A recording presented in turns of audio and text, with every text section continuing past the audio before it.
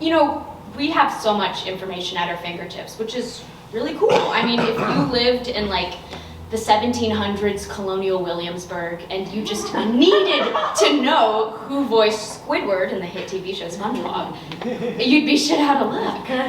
You know, I like to come up with specific historical scenarios, like showing John Adams Fortnite, or like teaching Napoleon about the Harlem Shake, stuff like that.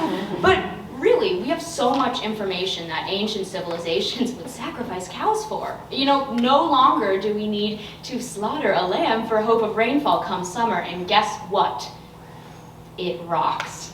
You know, when people say that they were born in the wrong generation, first off, you're saying a few iffy things about yourself and your priorities, but also people forget about all the amazing things that happened now. You know, if you were a kid in the 90s, all you had was like a rock and like a stick.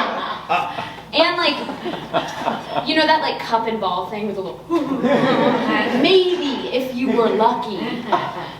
Okay, that's a bit of an over-exaggeration. But what I'm saying is, in a time where boredom should be absolutely eradicated, why is it that I find myself bored, like, all the time?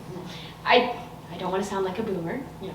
But as someone who has had their screen time in the double digits, I can tell you that I have had experience in being sucked down my phone. I'm actually writing this cabaret to lower my screen time, but I wrote it on an iPad. I don't really know what I was thinking with that one. But you know, you start scrolling and scrolling, you're starting to feel a little alone and kind of enter the void, and you're in a funk and it just feels terrible. And when I was young, I never needed anyone. Making love was just for fun.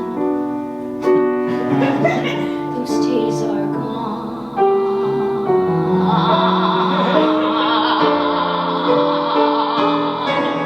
All by myself. Don't wanna be